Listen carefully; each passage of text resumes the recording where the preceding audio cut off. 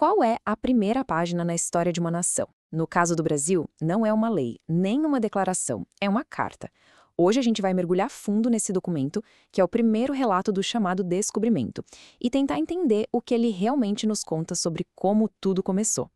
Nosso roteiro de hoje vai ser uma verdadeira investigação. A gente começa entendendo por que essa carta é chamada de certidão de nascimento. Depois, vamos conhecer o homem que a escreveu. Em seguida, a parte mais fascinante, o primeiro contato.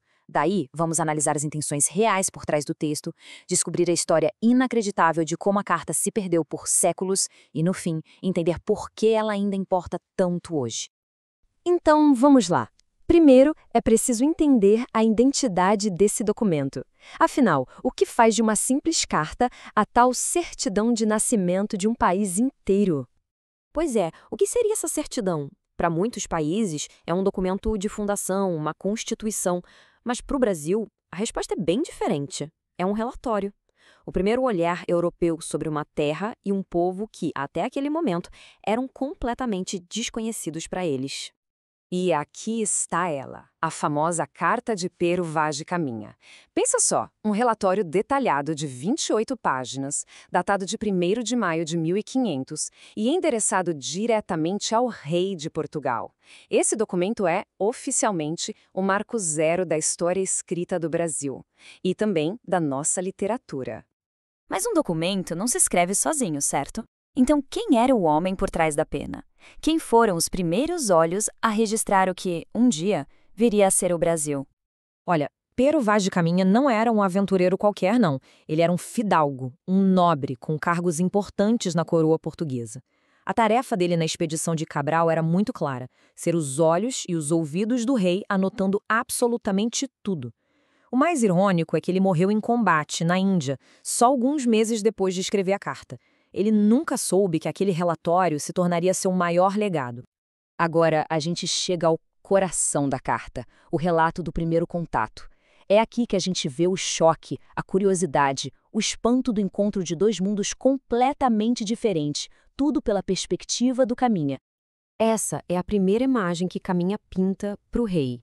A nudez e as armas são os primeiros detalhes que saltam aos olhos dele. Essa descrição, pardos, todos nus, já estabelece de cara um abismo cultural gigantesco. E aqui tem algo muito interessante. É a interpretação que o Caminha dá para o que ele vê.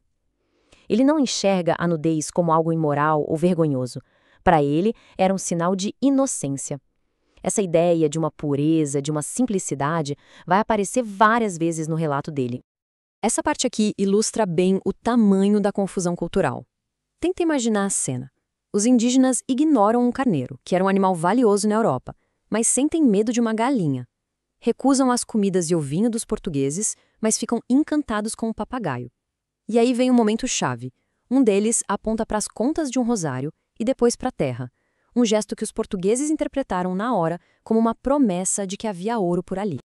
Mas é bom lembrar, a carta não era um diário de viagem, era um relatório estratégico para o rei. E isso nos leva à pergunta central: qual era a verdadeira agenda por trás de todas essas observações tão detalhadas? A missão da esquadra era bem direta: encontrar riquezas, principalmente ouro e prata. E, claro, expandir a fé católica. E o Caminha é bem sincero no relatório dele. Ele admite: olha, de ouro ou prata não conseguimos saber se tem. Mas ele oferece ao rei uma outra possibilidade, um outro tipo de riqueza.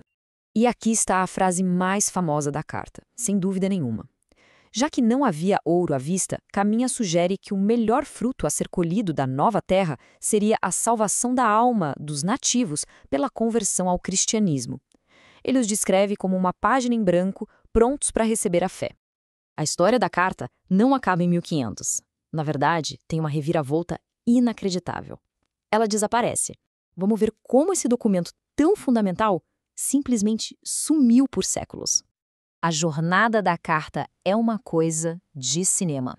Depois de ser lida pelo rei, ela foi arquivada e esquecida em Portugal. Só foi redescoberta em 1772 e demorou mais ainda para chegar ao conhecimento do povo brasileiro. Só foi publicada aqui em 1817. Por mais de 300 anos, a primeira página da história do Brasil ficou, literalmente, perdida numa gaveta. Depois dessa saga toda, fica a pergunta, né? Por que essa carta de mais de 500 anos ainda é tão importante? O que ela nos diz sobre o Brasil de hoje? O valor dela é imenso. É a primeira obra literária do Brasil. É uma fonte primária, um testemunho de quem estava lá, vendo tudo acontecer. Ela também expõe a mentalidade do colonizador europeu, com foco em exploração e conversão.